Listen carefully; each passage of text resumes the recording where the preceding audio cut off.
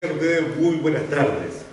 Para mí es un placer tenerlos aquí presentes en la Sala Veteranos del 79, una sala histórica con mucha memoria y donde ustedes han venido siempre a compartir nuestras obras y también otros proyectos culturales que hemos realizado durante 43 años como grupo de teatro Expresión.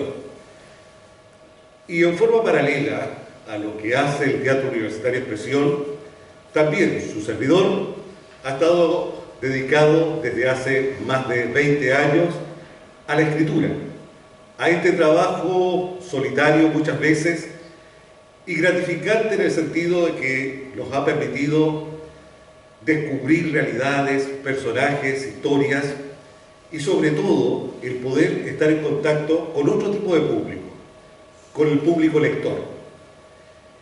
Y en ese afán de poder contribuir al desarrollo de la literatura, de la lectura y del libro en general, hemos emprendido varios proyectos personales, siempre financiados por nuestra corporación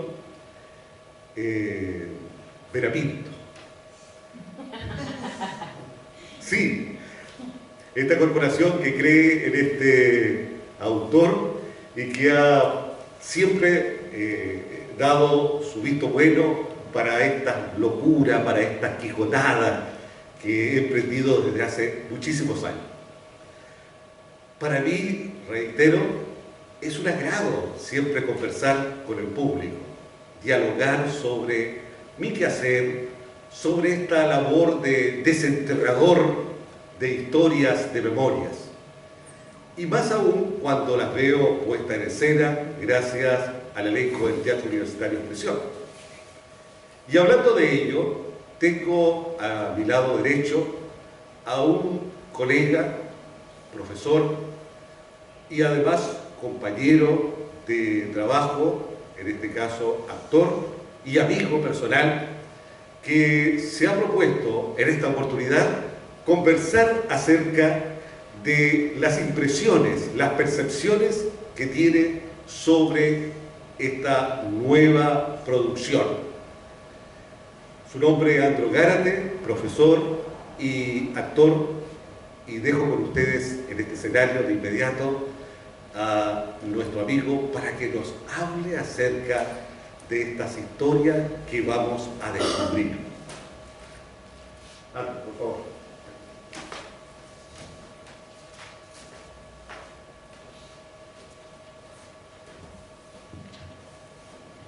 Muchas gracias, profesor, por la oportunidad, por la invitación. Estoy aquí porque quise compartir algunas impresiones cuando leí las obras y también cuando las interpreté, algunas de ellas acá arriba del escenario. Así que eso es lo que quiero compartir con ustedes. Acerca de los encuentros sarcásticos. Para sacudirme el polvo de los pies y el cansancio de los años, me embarco en un viaje casi astral, hacia mundos mágicos de la imaginación. Un puñado de escritos ha caído en mis manos para arribar en aquellas realidades que me hagan olvidar, por un segundo, paradigmas equivocados de mi sociedad. Camino por la arena de la playa y humedezco mis pies entre las olas deshechas que llegan suavemente a refrescar mi piel. Escucho voces que hablan de sueños, viajes, de vida juntos que me llenan el alma de regocijo, pero se desvanece ante vivencias crueles de abandono, muerte y almas trizadas. Es la Ale y el Cebolla, dos vidas entrelazadas por el destino que comparten vivencias distintas, pero que los une un hermoso sueño: ser felices. Ella habla de aborto y de traición. El Cebolla se conmueve y la acaricia a distancia.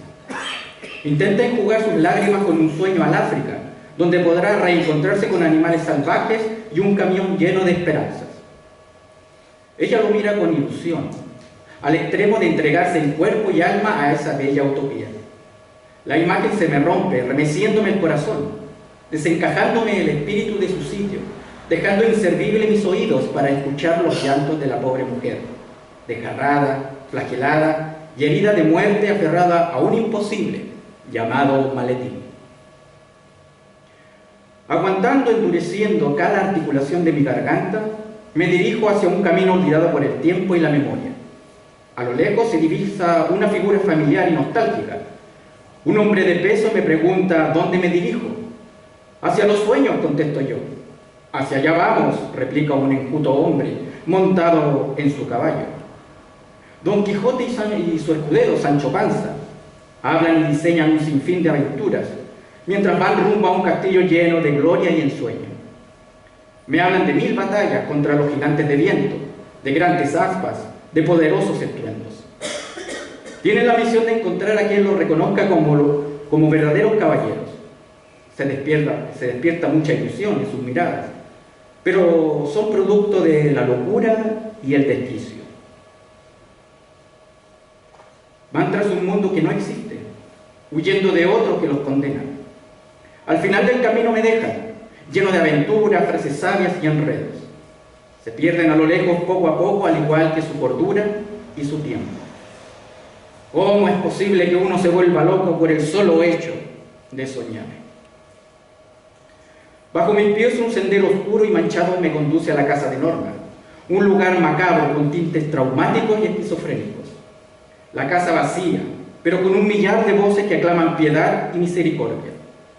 Me sumerjo en los escritos amarrados a unos zapatos, que son testimonios de horrendos y sangrientos finales. Leo algunos, y me viene a la mente un corazón atormentado, que alguna vez estuvo enamorado y que busca en la sangre de otros ese sentimiento que perdió hace años.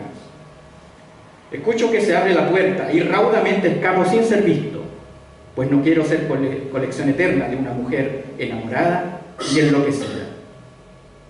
¿Cuántos deberán pagar para apaciguar la rabia de una criatura endemoniada?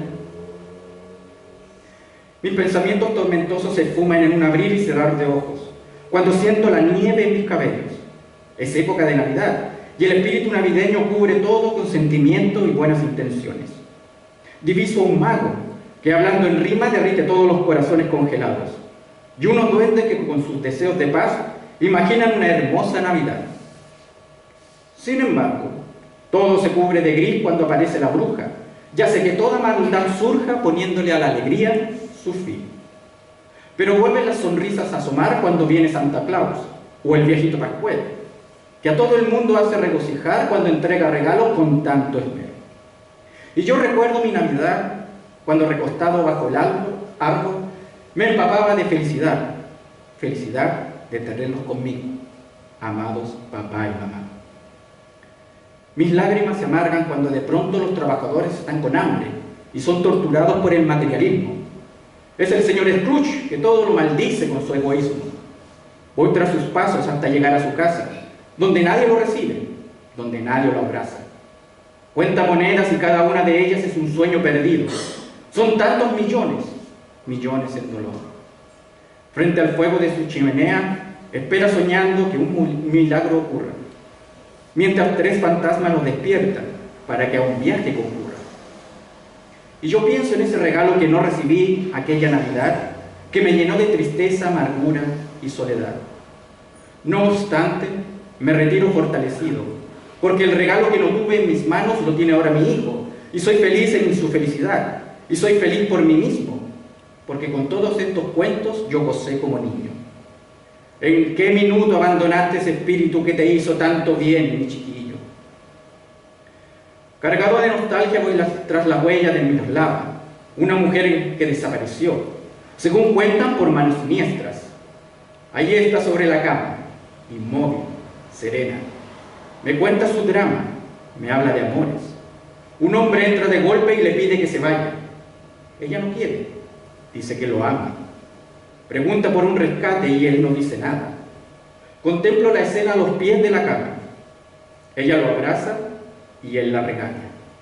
Parece una historia de amor donde la mujer no quiere ser abandonada y él, el típico novio, que ya dejó de amarla.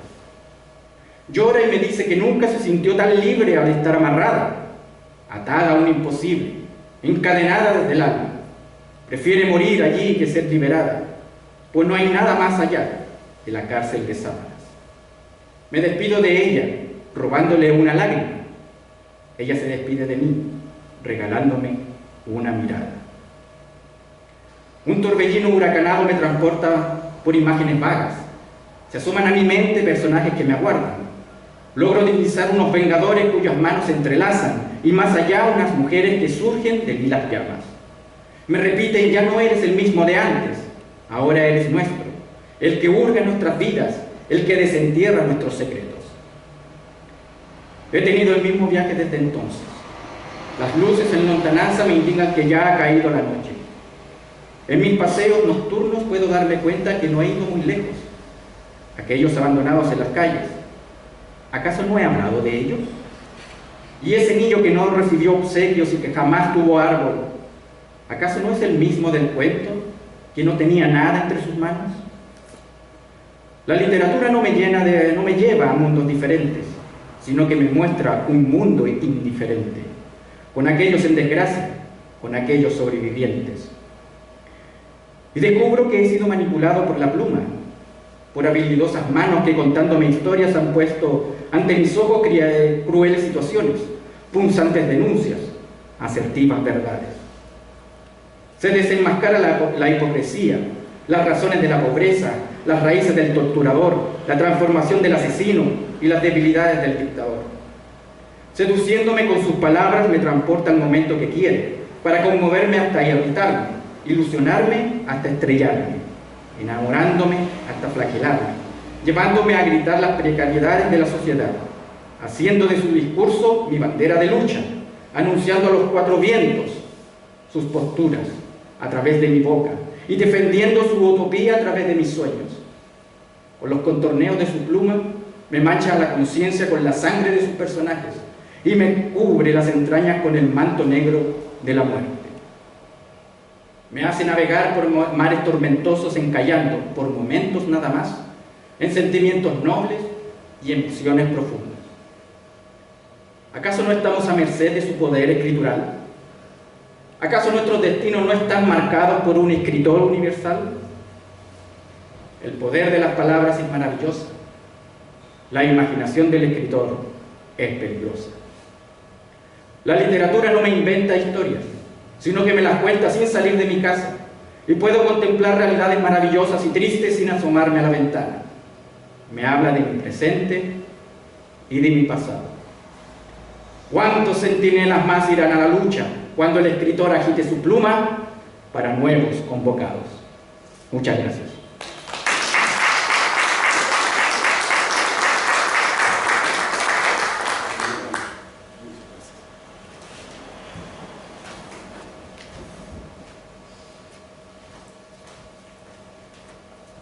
Bueno, agradezco en primer lugar a Andró Gárate por esa reflexión que hace sobre estas historias que seguramente cuando ustedes la lean van a tomar más significado lo dicho anteriormente. Y lo cierto es que en este acto íntimo he querido privilegiar la palabra. No hay números artísticos, no hay imágenes, simplemente la palabra.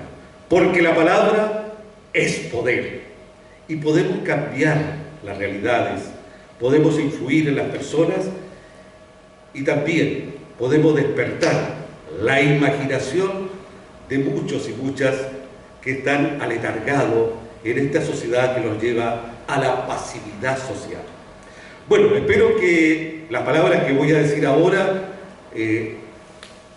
provoquen eso que tanto espera cualquier persona que escribe en forma obsesiva acerca de su realidad. Como suele suceder en toda ceremonia de iniciación a la vida de los hijos e hijas que uno ha parido, en esta oportunidad me permitiré hacer algunos alcances de esta nueva colección autoeditada, la que he denominado Colección de Teatro Sarcástico y Trilogía de Teatro Infantil. Déjenme revelar algo de mí. Yo crecí en medio de un barrio popular de Iquique, en un tiempo en que solo la radio, la playa y el fútbol eran nuestros principales espacios de distracción y convivencia. Dentro de ese ambiente de sencillez y precariedad, supongo que éramos felices, dando rienda suelta a todo tipo de inventiva, especialmente en los días tórridos de verano. En aquel entonces, hablo por allá por los años 1930, no me crean mucho, uno de los pasatiempos que compartíamos en el colectivo de adolescentes era fantasear con fábulas. Ellas intentaban a toda costa asombrar y atrapar a los compañeros de juegos. Al pasar los años, esta afición de cuentacuentos me impulsó de forma seductora a explorar precisamente en el entrañable liceo de hombres de nuestra ciudad las artes de la representación y posteriormente derivar en la escritura, al comienzo como un ejercicio libre y después entendiéndola como una acción que tiene efectos históricos. De ahí en adelante, escribir historias ha sido el mejor vicio solitario que tengo y que a todo trance pienso seguir practicando hasta mi último respiro, porque pienso que escribir es una manera de actuar, de ejercer la condición de ciudadano e incluso de influir en los demás. Y por qué no decirlo, de ser feliz, algo que creo que es más importante que todo. Tal como dice el Cebolla en uno de los relatos, tratemos de ser felices, aunque sea por un tiempo corto, porque cuando nos muramos, ya nadie se va a acordar de nosotros. ¡Nadie! La dura, nos van a tirar a la fosa de los Callaos y ahí vamos a quedar perfectitos los gusanos. Los que fueron nuestros familiares nunca se van a acordar de nada. Y si llegan a saber algo, tampoco les va a importar. ¡Esa es la madre del cordero! Así dice el Cebolla.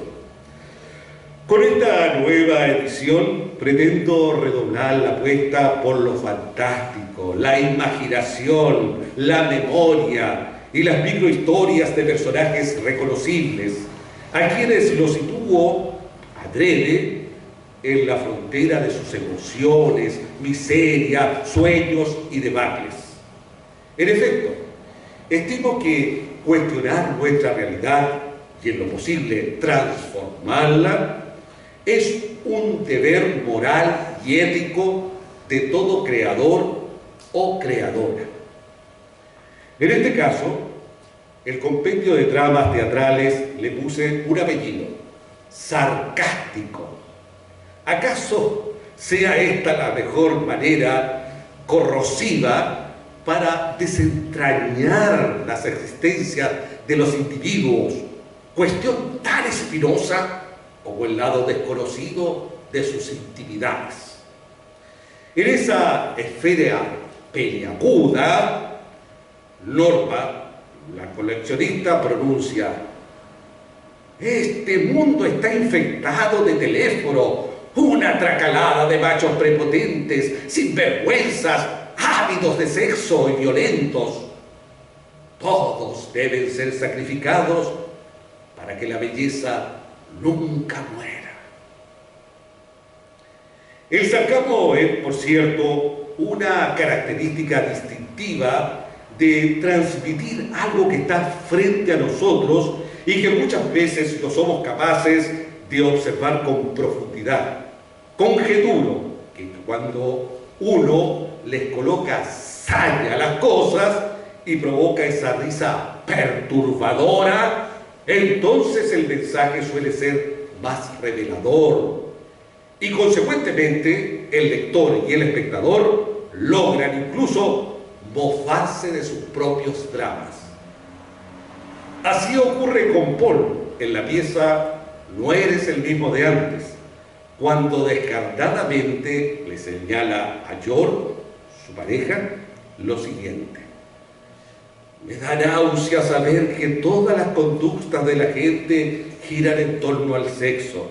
No puedes tener amigos ni compañeros de trabajo de manera sana, porque de inmediato los instintos animales comienzan a alborotarse.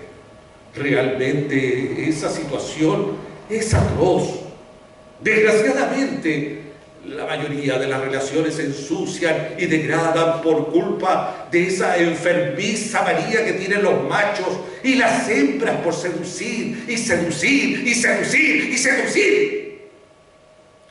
Lo único que les interesa a ciertas personas es mirar culitos apretados y los paquetes que asoman por los marruecos. Queman sus neuronas en puro sexo, sexo y sexo. ¡Psicópatas! Así dice Norma. De cualquier manera, soy consciente que el teatro es pura diversión. Claro está, compleja, pues los artefactos artísticos nos enfrentan a nuestra propia realidad, nos provocan, aguijonan y movilizan con la idea de cambiar para mejor nuestras vidas, permeando la censura y la autocensura que acostumbra patéticamente a surgir ante el peligro del cuestionamiento y la acción transformadora de los paradigmas sociales. A continuación, me parece conveniente hacer una acotada abstracción del papel social que cumple el dramaturgo. Aunque yo gusto autodenominarme como desenterrador de memoria, pues acostumbro a excavar en los lugares simbólicos donde yacen algunas evidencias de nuestros antepasados, de nuestros muertos y de los vivos muertos. Es indudable que los dramaturgos, a través de sus inventivas, plasman sus visiones e interpretaciones que tienen sobre las contradicciones sociales y existenciales del tiempo y el espacio que les ha tocado vivir. Ahora bien, el proceso de la creación consiste en reelaborar y reescribir las experiencias transmitidas por diferentes fuentes y fragmentos ajenos, mezcla de realidad y ficción, con el propósito de despertar en el lector y o espectador una actitud crítica y reflexiva. Una vez que el escritor concluye la etapa de redacción literaria, viene otra, quizás la más importante: confrontar el texto con los lectores, en este caso, como es teatro, con los intérpretes y el público. Es un hecho que el teatro cierra el ciclo cuando logra materializar el argumento en una puesta en escena. Vale decir, el texto dramático se transforma en texto teatral. En esa fase pueden pasar muchas cosas interesantes. Por ejemplo, el texto es analizado, desentrañado y recreado por el equipo teatral. Efectivamente, algunas de estas piezas ya han sido representadas por el elenco del Teatro Universitario Expresión, quien pudo percibir aspectos que el artífice sugirió entre líneas, elementos que adquirieron relevancia con las imágenes teatrales. Por este motivo, se sostiene que los directores y actores se convierten en una suerte de cómplices de la obra dramática, y también el lector, y también el público, que tiene otra lectura, y también se convierte en algo parecido a un coautor. Por último, se llega al momento de la representación, cuando el público conoce y descubre la pieza interpretada. Aquí nos podemos encontrar con diversas sorpresas. Hay que admitir que existen múltiples factores que pueden afectar la percepción del público, No obstante, suponemos que cuando la obra cumple con su máxima teatral, entretener, sin considerar para nada este propósito como indigno, entonces logra fácilmente seducir al público. Permítanme contarles una breve anécdota. Hace poco, hace 2 semanas atrás, en una de las funciones que hicimos por una de estas obras, una dama se acercó y me preguntó después de la función: señor Vera Pinto, dígame, ¿en quién se inspiró para interpretar ese personaje? Me refiero a la protagonista de la historia, ¿cómo se llama la historia? La primera historia. Belleza Fatal. Gracias. Y yo la quedé mirando. Bueno, lo cierto es que lo inventé a partir de la realidad que viven las mujeres actualmente. No le puedo creer. ¿Por qué no me puede creer? Porque fíjese usted que la protagonista tiene la misma edad que yo. No me diga. La protagonista, igual que yo, se ha divorciado 2 veces. No me diga. La protagonista, igual que yo, se ha hecho algunos arreglos, que no se los voy a revelar. No me diga. Por eso yo pensé, señor Vera Pinto, que usted escribió algo de mi vida. No, para nada, yo no la conozco, señora. Ay, no le creo, no le creo. Son muchas las cosas parecidas. No creo que sea una coincidencia. Es una coincidencia, se lo puedo jurar. Así se lo dije. Bueno, la verdad es que eso ocurre muchas veces, ¿no? Ocurre, y es cierto, cómo el teatro es espejo, es reflejo de lo que pasa en la realidad, pero no solamente un espejo, sino que también es una materialización de lo que se refleja en ese espejo, porque uno influye en la mente de las personas, o por lo menos intenta influir. Siempre lo he dicho, si yo no influyo en las personas, es mejor que no existan. No, es una exageración, es una exageración. Yo creo que voy a existir por muchos años. Bueno, en otro orden de cosas, tal como lo plantean algunos maestros, quien se dedique a este quehacer de escribir o de crear en cualquier manifestación artística, debe, en primer término, asumir una actitud visionaria, la que se expresa en la capacidad de sobrepasar a su propia generación, ir ojalá un poco más allá. Sumemos a esto la voluntad de querer ser dramaturgo, enfrentando con coraje todos los riesgos económicos y sociales que implica este oficio en extinción. Porque la verdad es que ya son muy pocos los que escriben teatro y son muy pocos los que leen teatro. Bueno, como manifiesta el Quijote de mi obra, procuro alcanzar mi ideal por la senda más ardua. ¿Acaso es una locura? Claro que lo es. Sí, hay que ser loco para estar haciendo lo que nos gusta. En último lugar, algo no menos importante, es el hecho que el escritor debe tener vocación. Esta predisposición se manifiesta en la acción permanente de escribir, escribir, escribir, escribir, escribir, escribir, de manera obsesiva y sin pudor. Algo que es fatal en el escritor es la autocensura. No puedo decir esto. No, esto se va a espantar, no le va a caer bien al público. Eso es lo peor. No debe tener pudor, debe ser un sinvergüenza. Así es.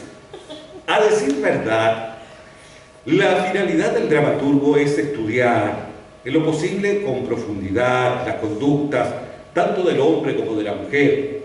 Algunos dicen que esta manía de auscultar los conflictos humanos podría estar vinculada a una carencia personal que el autor intenta resarcir interpelando a la realidad. No sé, podría ser. Podría ser, sí. No sé qué piensan ustedes. Bueno, aunque yo creo que quizás no sea más que un tonto de capirote que le gusta hacer las necedades que otros más cuerdos no se atreven a hacer. Ante todo, considero que para escribir dramas se necesita proponer una estética pertinente, que surja del trabajo exploratorio, sin tratar de imitar automáticamente a otros autores ya consagrados. Recuerdo que una vez escuché a un maestro decir: si un pintor aprende de memoria las reglas con las que ha pintado Picasso y lo imita con exactitud, peor le va. Sí. Porque siempre las comparaciones son desagradables. Coincido absolutamente con la idea que, ya por necesidad o compromiso con sus utopías, el escritor debe ser capaz de manifestar sus concepciones y sus puntos de vista que tiene acerca de la vida y la sociedad, sin ser condescendiente con el gusto del público o la moda impuesta. En mi humilde periplo escritural, reconozco que desde un inicio he optado por el humor negro, el sarcasmo y las moralejas circulares, enfatizando el vínculo del teatro con la memoria colectiva y personal, como también con aquellas historias que se movilizan en las aguas universales del amor, el odio, la venganza, el poder y la ternura. En términos generales, mis piezas están matizadas con acontecimientos históricos y políticos, los que de vez en cuando trastoco intencionalmente en tiempos y lugares, con el objeto de moldear dramáticamente un pasado no muy lejano, el que todavía golpea nuestras conciencias. Precisamente en la pieza Vengadores Anónimos, Dámaso dice: cuando yo era una personita así de pequeña y gimoteaba en los brazos de mi madre, tú me vendiste a una familia de extranjeros. Después de un largo tiempo, para encontrar a mis progenitores, he vuelto, si es que aún siguen con vida. Es algo muy cercano. Se vivió en dictaduras, acá, en Chile, en Argentina, en Uruguay y en tantos países latinoamericanos, en los tiempos negros de los 70, 80, cuando el salvajismo y el militarismo eran dueños del poder. La historia trata justamente de esos niños y niñas que fueron secuestrados y entregados a manos extranjeras.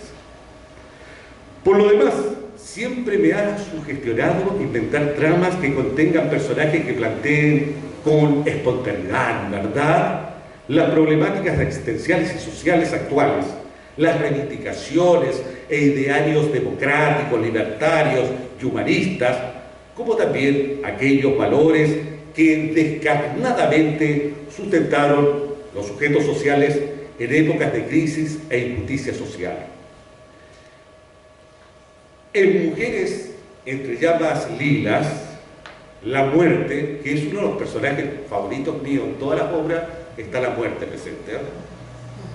La diosa enlutada, y siempre es protagonista. Tanto he escrito sobre la muerte que creo que ella lo requiere todavía. ¿No?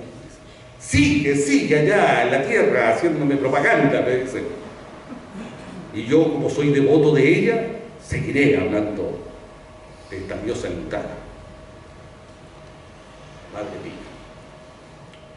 Bueno, la muerte dice: como Como una tierna ave de seda, caíste herida sobre la fértil tierra imaginada.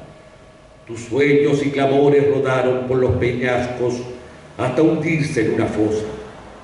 Después del desastre, la gente siguió viviendo su vida en su pobre y triste fantasía. No querían enterarse de nada para no ver el aluvión de lágrimas que les caía encima y acallar el hervidero que bullía en sus conciencias. Esa muerte que interpela, esa muerte que es conciencia, esa muerte que nos revela lo pobre que somos muchas veces moralmente. Empero, a medida que mi pluma avanza en la expedición creativa, comienza también a fascinarme la posibilidad de encontrar nuevas estrategias de configurar los contextos en vista de que ellos no son tal como parecen ser. En ese sentido, debemos reconocer que en muchas situaciones los soportes ideológicos y los sentidos nos suelen jugar una mala pasada. A mi juicio, no hay que confiar enteramente en ello. Muchas veces las primeras obras, por ejemplo, te recuerdo de Coruña, que es mi prima donna, ¿no? Y que me ha dado mucha satisfacción, está movilizada por ciertos conceptos ideológicos que yo sustento. Pero a medida del tiempo, ya han pasado muchos años, he ido por otros caminos, por los caminos de la fantasía, por los caminos de la imaginación, sin desdeñar, por supuesto, los referentes sociales. Pero creo que me interesa más explorar en el alma humana más que en los soportes ideológicos. Tal vez esta realidad que vivimos me ha despertado otro tipo de visiones. Ya no creo en los paradigmas, esos estrictos, en esos dogmas y en esas clasificaciones de izquierda y derecha. No creo. Por la razón anterior, apuesto por una visión artística distinta a la realidad, inclusive a la misma historia. En esa perspectiva, me anima el deseo de llevar a cabo una propuesta estética que, según y conforme, supere la mera reproducción de la realidad para así convertirse en un asilo de la imaginación y la fantasía. Una literatura más humanista, que desentrañe más el alma del hombre y la mujer. Precisamente Miroslava, en la obra El secuestro, nos dice: cuando me convertiste en tu cautiva, sentí que en mi cuerpo surgía una inclinación oculta que pedía algo más de la vida. De ahí para adelante, peligrosamente, sentí que se entreabrió la puerta del deseo. Ese deseo carnal contenido en mi vagina. Quisiera tener mi vida en blanco para empezar de nuevo junto a ti. Este síndrome de Estocolmo, ¿no?, está ahí presente en la obra. Por ahora, opino que quienes estamos involucrados en esta labor fascinante debemos reafirmar nuestro compromiso por dilucidar y cuestionar la realidad que nos ha tocado vivir. Especulo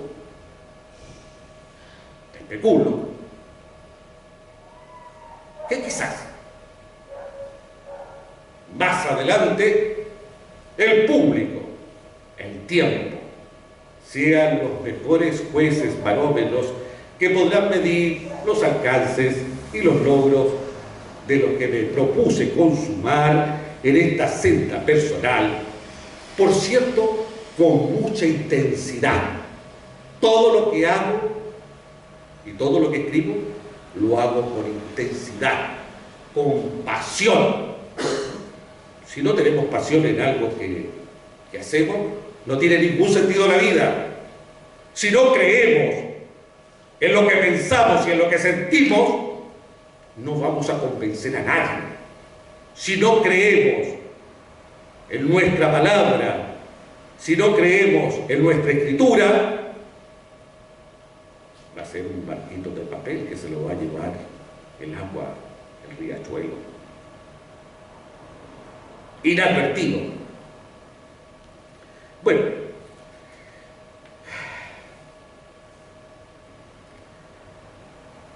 de modo muy excepcional, en esta colección incluyo por primera vez una trilogía de teatro infantil. Algo que también me encanta, porque siempre, quienes me conocen en las tablas, siempre saben que yo tengo este espíritu lúdico. Me gusta ser niño. Y tal vez por eso estoy acá.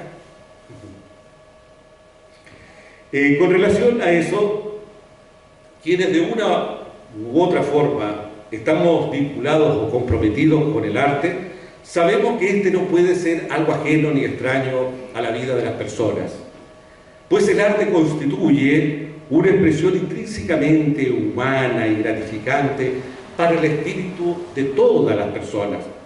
Por lo mismo, debe acompañar y apoyar necesariamente el desarrollo integral de todos los ciudadanos y ciudadanas. Desde niños, ojalá que los papás traigan a los pequeños al teatro. Confieso que me da mucha alegría al observar a aquellos padres y madres que estimulan y conducen a sus hijos e hijas hacia esta actividad, favoreciendo de modo particular la vida familiar, la comunicación y el aprovechamiento del tiempo de ocio de un estilo diferente. Por lo demás, entendemos que ir al teatro es una experiencia social y artística que permite a los pequeños y pequeñas adentrarse en un lenguaje visual, gestual y emotivo diferente, muy diferente a los que maneja el cine, la televisión, los videojuegos y el internet.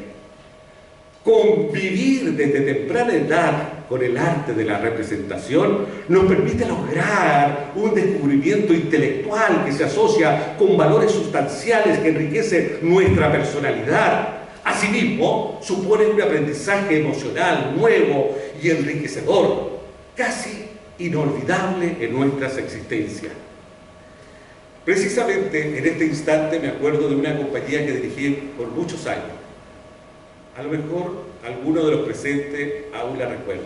Tal vez Carolina González, que en ese tiempo era chiquitita, ¿no es cierto? Y la llevaba a su papá a ver el teatro infantil. Claro que sí. Había una compañía que formé muchísimos años atrás que se llamaba Compañía de Teatro Profesional Colorín Colorado. Precisamente con ella acostumbrábamos todos los fines de semana en el frontis de un supermercado que ya desapareció a realizar diversos espectáculos. De veras, era increíble la comunión que provocaba entre todos los participantes. La gente coreaba las canciones, intervenía en la trama, seguía las coreografías y respaldaba con aplausos efusivos el cometido de los actores y actrices.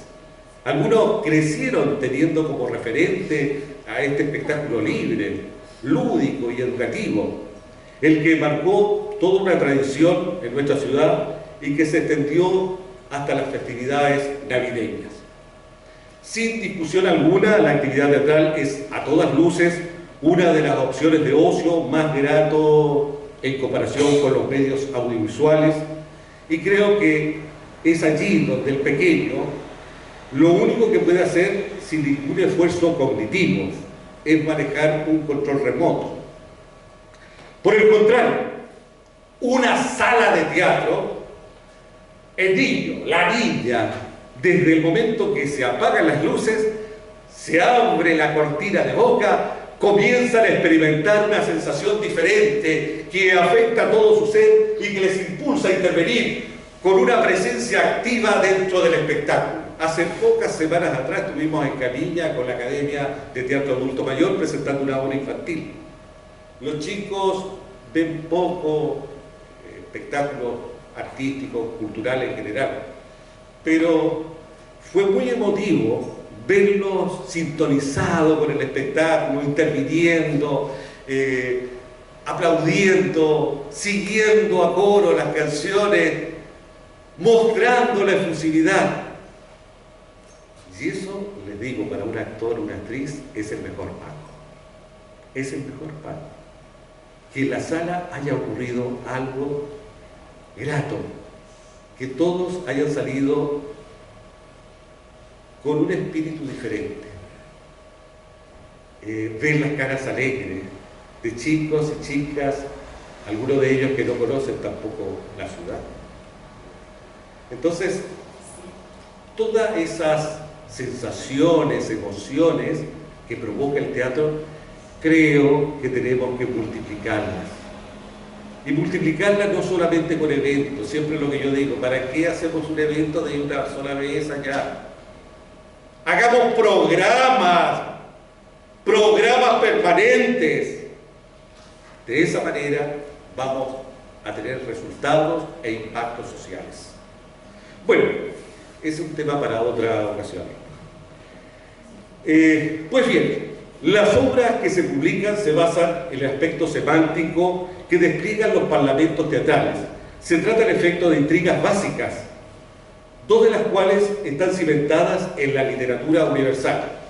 Una de ellas es Las aventuras de Don Quijote, y la otra, un cuento que creo que todos hemos leído, hemos visto en el cine, en fin, y que la he recreado y que se llama Un cuento de Navidad, basada en esa novela emblemática de Charles Dickens.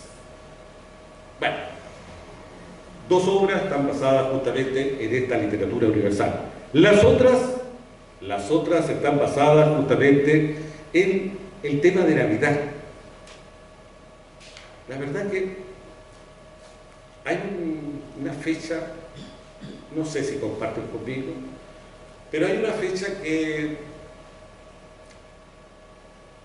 tal vez por el significado que tiene, o tal vez por el ambiente que creamos a nivel de hogar, no a nivel de los moldes, que a mí me provoca alegría y nostalgia a la vez, que es la Navidad.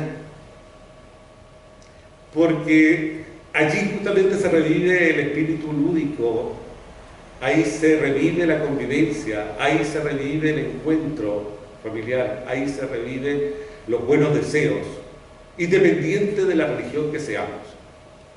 Yo creo en el viejito pascuero, aunque ustedes no me crean a mí. Sí, yo creo en el viejito pascuero. ¿Por qué no reivindicarlo y darle un sentido social al viejito pascuero? ¿Por qué no? He hablado de los obreros, he hablado de los anarquistas, he hablado de los dirigentes sindicales, he hablado de... ¿Y por qué no del viejito pascuero, dije? Si eso es parte de nuestra cotidianidad, también parte de nuestra cultura.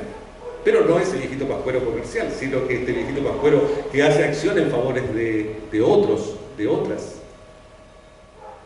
Bueno, dos cuentos están, o dos obras de teatro están referidas al tema justamente de Navidad. Con esta trilogía procuramos sin ambaje coadyuvar al aprendizaje y al crecimiento del público infantil, motivando su apreciación crítica y positiva de lo que pudiese sentir en un espectáculo. Suponemos que por esta vía podemos conseguir que se interese en esta manifestación, la que puede ser, en un futuro cercano, un apoyo en otros contextos sociales. En el fondo, apuesto por un teatro que esté suscrito a un lenguaje dramático y escénico que aspire a conjugar la preocupación estética y el compromiso ético con el único fin preciado de entretener y, entre comillas, educar al público o a los espectadores. Y ahora, damas y caballeros, siempre miro hacia ese punto porque sé que está don Willy mirándonos, ¿sabes? Sin mayor dilación, que se levante el telón. Lo único que aspiro es que gocen con estas fábulas cuyos umbrales están latentes en algún rincón de mi memoria y en este espíritu lúdico jamás desdeñado. Muchas gracias.